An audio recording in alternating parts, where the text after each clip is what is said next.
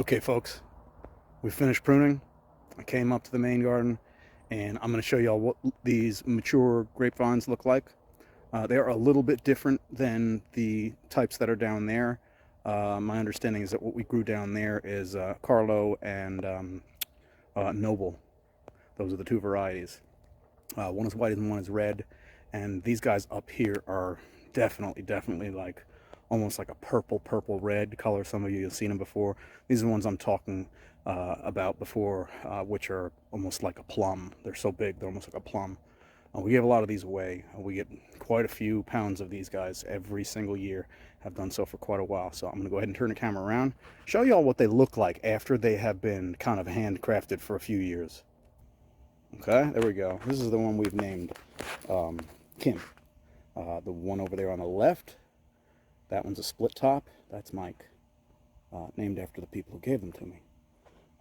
Anyway, that guy comes right up, I should say, gal, whatever we want to call it, gender neutral, comes out and it reaches the first line right here. This is a different system, different trellising system. It's very haphazard, very like in the garden kind.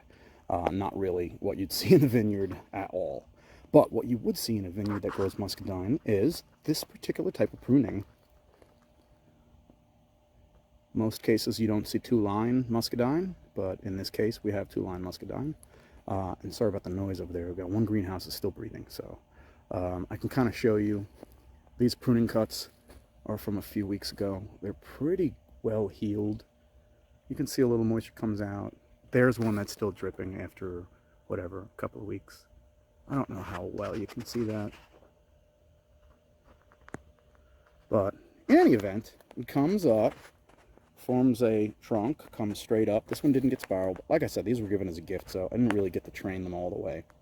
And splits three ways.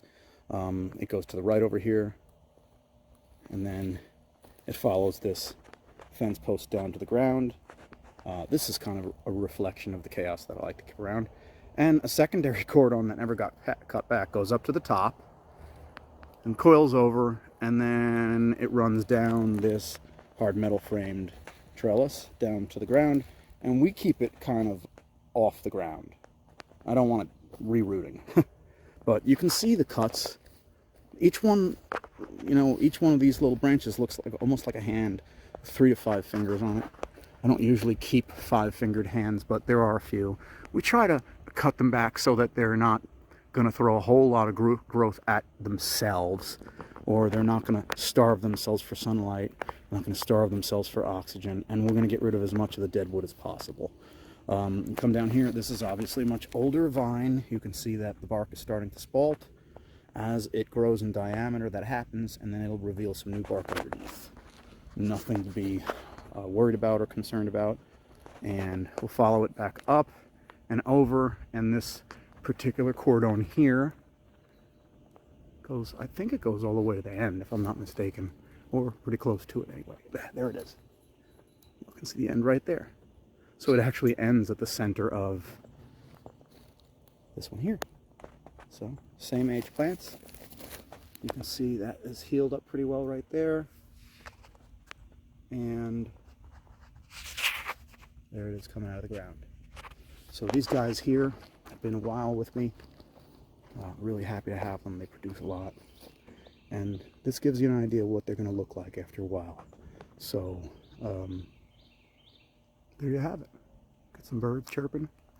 The last little bit of sunshine going.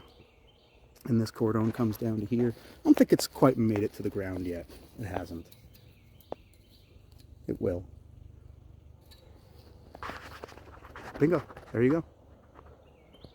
Y'all enjoy.